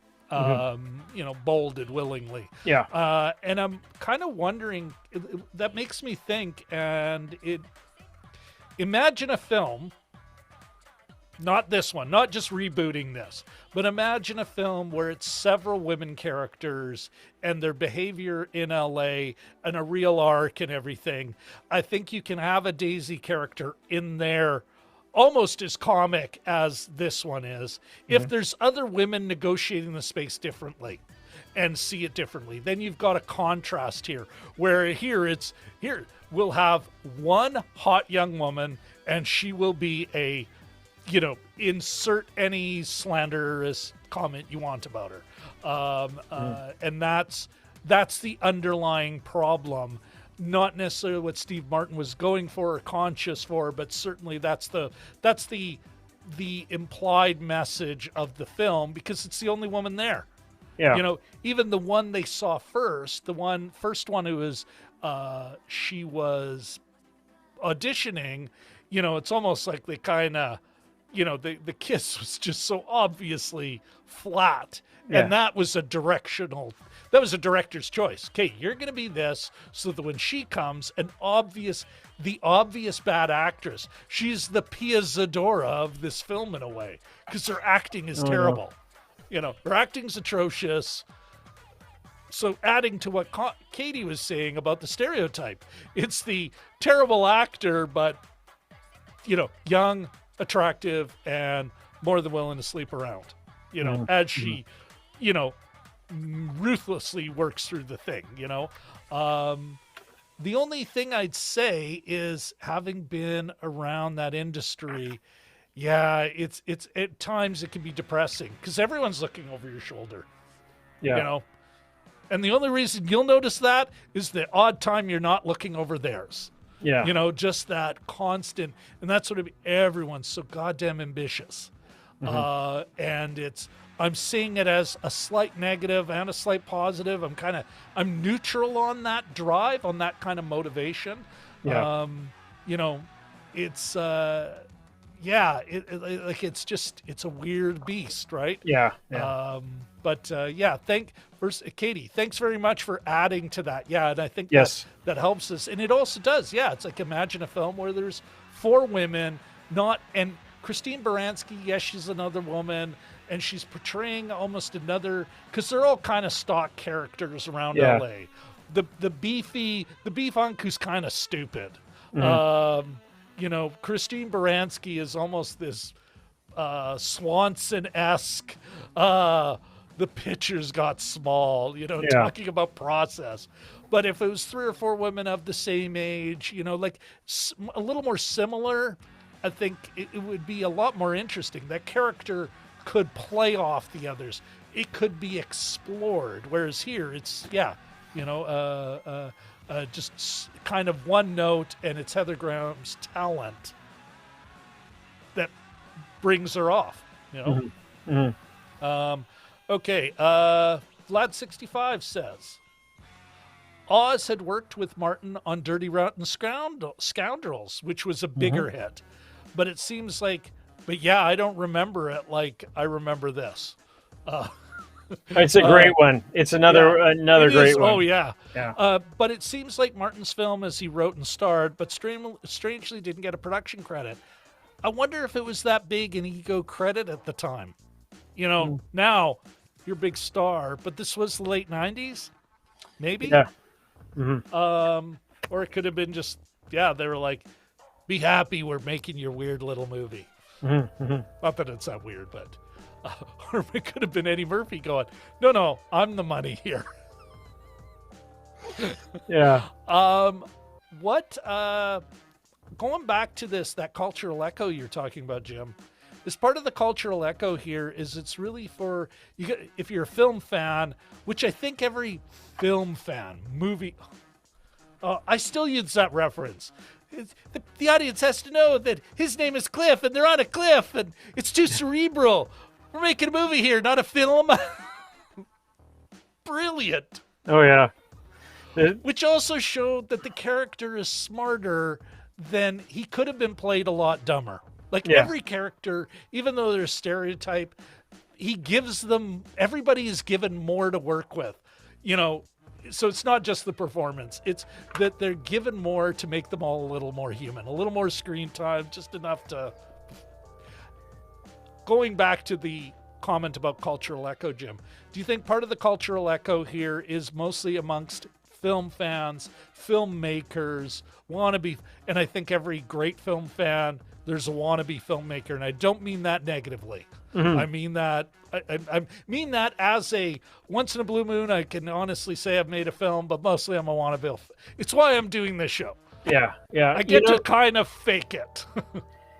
As I was watching this, by the next time you see the Rob Christensen Radio Network live, you'll go, "Hey, Bowfinger International Pictures." There was a line when they're asking Jiff if he's got experience in the industry. He says, I wrote it down. Well, I'm an active renter at Blockbuster, and I attended the Film du Cinema a number of times. But as I was watching this, it was the funniest thing. As they're all involved in this and they're having their troubles and there's no indication or guarantee that it's even going to happen, I thought to myself, and Steve Martin was kind of exhausted at the end of the day, sort of leaning up against the wall at one point and looking at the activity around him. I thought, this kind of makes me want to, in a real weird way, want to be part of this. Like, I want to this would be cool to make a movie. And I thought, like, did it make you want to, sort of make a scrappy little movie or something? But oh, absolutely. Like, I mean, and I have it. I think once a year I'll actually make a short film. A year to 2 years. Even Richard and Katie in our chat, 2/3 of the Balmoral Street Research Irregulars, helped me make a 3-minute short. Which was my riff on The Breakfast Club. Yes. Yep. But yeah, every now and then I've made a short, and it's movies like this that I do. There is a part of my brain going, like one of the things I feel the need. I know I have a feature script in me, not necessarily a feature film. Most scripts don't get filmed. So many don't. Yeah. But I would love to at least get a feature script out there. And then who knows? Maybe it's one of those things where I'm like, okay, not $2,184. I mean, they were shooting that with film. They would not have been able to make this movie just on what film stock would have cost. Oh, yeah. I don't care if you're shooting black and white Fuji ends, which is like a real thing. Your standard roll of film is 400 feet. And you sometimes when they finish and they're like, okay, well, we still have 150 feet left. And that could be sold. That could be bought. Because big movies like Fresh Rolls, you could buy that stuff. Yeah. Even then, you could not do a feature-length film with $2,184. No, sir. Your film stock alone would cost you at least 3 times that. Well, that's part of the with thing. One take.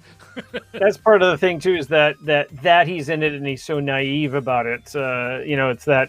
It's just the elemental part of it is that he's a scrappy, the whole thing is a scrappy thing that shouldn't work, but it ends up sort of working in the end. So I think that's part of the fondness for this. Yeah. Yeah. It's having a little glamour in one's life. And there is I think there is a religious component to film, to storytelling, that kind of, and this is the storytelling form of our time. Although I think video games are starting to take that over. But right now, it's still film, whether it be on Netflix or broadcast television or in the big screen. It's still film. Yeah. I'm not one of those guys that's like, hyper categorizing and cutting up, and this is cinema and that is, but that's for another conversation. Yeah. Vlad65 says, Rob, yes, all fans want to have some kind of connection to the industry, even reviewers. Oh, absolutely. Heck, Roger Ebert wrote a film with Russ Meyer of all bloody people. One of the, what was it, Valley of the Dolls? Like Beyond the Valley of the Dolls? I think it was the sequel, wasn't it? Yeah, if memory serves. Yeah. Beyond the Valley of the Super Dolls, whatever. Yeah. Still points, until his dying days, pointed at it as a great experience. And kind of gave him some cred, Yeah. It's like everyone would kind of, well, he did write a movie. It was a Russ Meyer movie. Hey, it was a, you know the real filmmakers when they say, that they give that, they're not snobs about it. I remember showing one of my very first shorts, which I shot on a Bolex with 16 millimeter film, which is a hand cranked, like a spring loaded thing. Yeah. And I still remember, mentioning it to a director I'd worked for later on before I'd burnt out of the industry. And he was like, I still, him and his cinematographers, like old school. And they were, I really loved working for American directors. I thought they were just aces. Yeah. Even the biggest jerks were like, they had a very, they weren't the gatekeepers you'd think they would be. They, as soon as I could actually point to work, they were like, oh, no, you're a filmmaker. Yeah, I'm getting a little misty about those memories now. Yeah. All right, Yeah. we've got, Vlad65. Beyond the Valley of the Dolls. And then he says, cred for that one? Vlad65, yes. Yes. In that he actually, like, it's a real movie that went in, like, as Saw I was it through? just rambling on about, my experience with American directors at the tier of film that I was working on, which, tier 2, let's say, upscale movies of the week, that kind of thing. I found them the opposite of snobs. I still remember one, Charlie, the second time I ever got paid for writing, first time was actually Jim, but the first time I ever got paid to write a screenplay, I had produced a training video for Corrections Canada. And I was talking about how I was really proud of it, because it was probably the best script I'd written to date, even though it was about hazard analysis critical control point for food service in a jail. But it had a beginning, middle, and end. It had a real little story. It effectively trained people. And I was like, it's like a real movie. And I'm like, I know it's just a shitty corporate video, and I remember Charlie saying, nope, never run down your own work. There's plenty of other assholes who'll do that for you. It was great Hollywood advice. Never run down your own work. Yeah. Yeah, I was really quite fortunate. My experience in the local film industry. Always worked for some great people, virtually all Americans. Although it was a Canadian indie that gave me my first shot, and I still run into that producer. I'm still grateful to him. I'm still grateful to the production coordinator who brought me onto a real movie that had paid days. I wouldn't be here, for good and bad, except for those experiences, those early experiences. So Yeah. Very cool. Very cool. The other thing too is that it gives you credit. A lot of times, if you're a sports fan, and if a sports reporter is interviewing an athlete, and the athlete, if they're in a surly mood, will say, yeah, how long did you play the game for? Well, implying that they don't know what they're talking about. Yeah. In this case, if you do complete something, at least you've been in the game, a little bit. But there was a time. Yeah. And you're absolutely right. Like, I mean, the jock, the former jock sports reporter, You know, where they're like, oh, I didn't get as high as you did, but I was in major junior hockey or whatever. And the, you know, that hockey player's okay. Heck, I could have been you if I didn't quite make it, you know, and you kind of know the pressure of, you know, competing at even that level. No, you're absolutely right. So, Jim, I think before we kind of talk about what our next movie is, I think this is the perfect time to beg for some more love. Oh. Everybody, if you haven't already, if I could ask you one more time to throw a like on this. If you haven't already, please subscribe, and don't forget to ring the bell. All right. Delayed reaction. Okay, Jim. What is next week's movie? Let's make it all about you, sir. Sure. What's that? You haven't seen enough Korean science fiction lately? Well, have we got the cure for you? Space Sweepers. This'll put the bap in your bibimbap.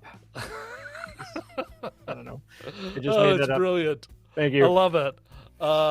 So folks, we are going to be looking at that next Sunday, 9:30 Central Standard Time, Universal Coordinated Time -6 for those of you outside of North America. Hope to see you all there. You can check this movie out. It comes out on February 5th on Netflix. If you're in I think it's been out in Korea, like in the Pacific Rim, west side of Pacific. That I think it's been out for a little longer than that. But for the rest of us, February 5th, Friday, February 5th. Check it out, and then come to the best chat on the internet, and come hang with us. One more thing to add, and if it's cool with you, Jim, I'm going to take over the screen for a quick sec. Sure. One more thing to add is, yes, don't forget this Wednesday at, you know, our standard 9:30 p.m. Central Standard Time. Here, I can even twist this over. How's that? Jim, myself, and our good friend Cody from the Brockup side will be here at 9:30 p.m. again Central Standard Time, Wednesday, February 3rd, and we're going to be, as the kids would say, perhaps editorializing, taking the piss for our British fans on what's going on with the nominations, which will be released that morning. So come by February 3rd if you want to hear our take on who was nominated, whether we think anyone will remember it after it, who do we think will win. So I think, I don't know, am I forgetting anything? Oh, you know what? I am. One more time to mention that Jim our podcast for the audio podcast, the downloadable audio podcast version of Jim and Rob Overanalyze Small Axe Mangrove. Link in the description. Go check it out. And any of the other movies you're wondering what we're going to be doing for the month of February, all of those have dates and the film title in there. Vlad 65, I think you'll love the next one. We're going to be taking a look at from a does it hold up perspective. Plus, I might have bought in a book. All right. Jim, anything else you want to add before we say goodbye to these lovely people? One more mention and two more lines. Well, actually, first of all, I loved the ponytail. I was surprised that it came up. Yes. So you're right. As the former owner of a ponytail, that should have led the look part of the film, Jim. Can't believe you didn't lead with that. Anyway, little shout out to John Cho in an early role as the cleaner of the theater, club, the movie theater. Yeah. And there was two lines that I wrote down that I quite liked. Steve Martin saying to Jiff, in addition to being a major star in this movie, would you be willing to run errands? that was good. And then the other one that I liked, I think it was translated from Spanish, was We used Pro Mist and opened up the aperture to give him some rim light. And you know what? And you'll notice that one of our guest co-hosts is in the chat. Oh my gosh! Yeah, you know what? From the same channel that Ike, our good friend Curtis Judd. But here's the comedy. Curtis. There is I laughed because I didn't even get the reference at the time I watched it, but now on my camera, I have I got a ProMist filter on my lens. On my 24 millimeter EFS f2.8 lens, there's a ProMist quarter, like a 1/4 ProMist, awesome. like it's sort of the gradation. I have a ProMist filter on my thing, which is part of why my complexion looks so lovely. A right little bit of haze. And then one last little thing, I was sort of curious about the neighborhood of 3 in the morning last night, I was looking it up, but the neighborhood where the house is still there. They had a couple shots with trees. Yeah, the trees all in behind it. They're all gone. It's surrounded by new buildings. But if you do maybe I'll send a link. But in terms of film, there's a film location webpage. But the house is still there. It looks a little bit different, but that's brilliant. There's a really neat aspect. There's a really neat. I like that 20s LA architecture with the kind of faux Spanish houses. House is still standing if people are into film locations. Super cool. Yeah. Okay. A few quick little chats, and then we should say goodbye to everyone. But we got from Ike, Eine Schiffsglocke. Eine Schiffsglocke. And I will have to look that up later. But Eine would be one. So one Schiffsglocke, I think. Schiffsglocke.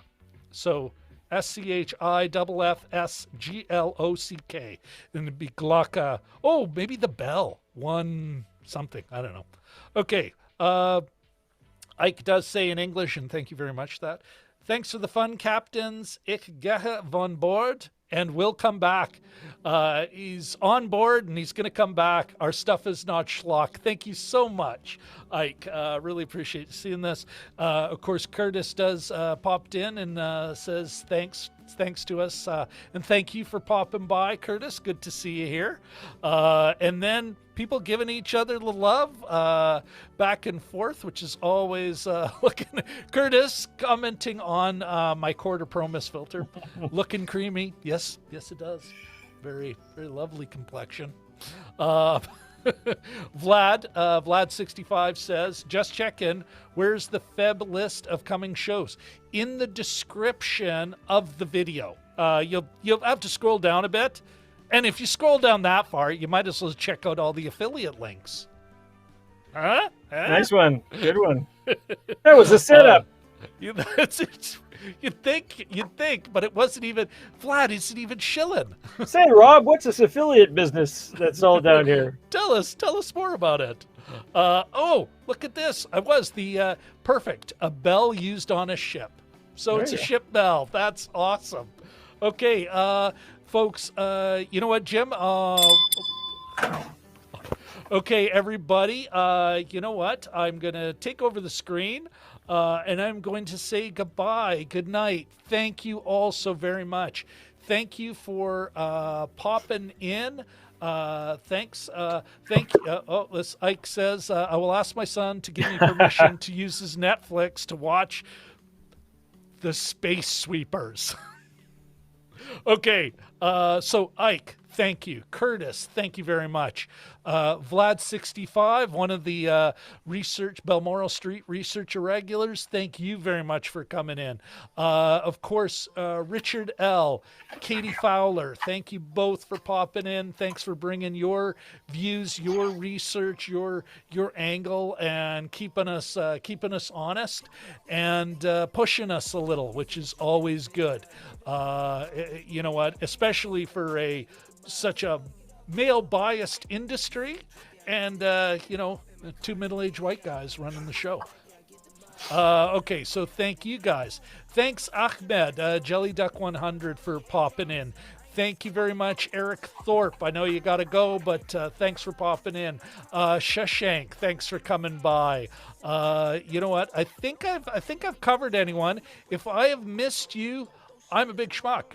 And you know what? But thanks everyone for coming by. You guys really do make this worth it to both Jim and I. We've had such a good time on what, has been several months now. Yeah, Jim, I don't know. What else can I say other than, is it time to maybe... Did you get Kaiser in there? Oh, I did not. Kaiser, 886. Especially, I mean, what does he do? Comes in, talks about how handsome we are. How could we have missed him? All right, everybody. With that in mind, I am going to, I'm gonna send Jim. Have a good week, all. Nice talking to you. Thanks. Okay, see you in the green room, man. Okay, everybody. I think it's that time. It's time to bring down the music and let's cue the outro. I've been in your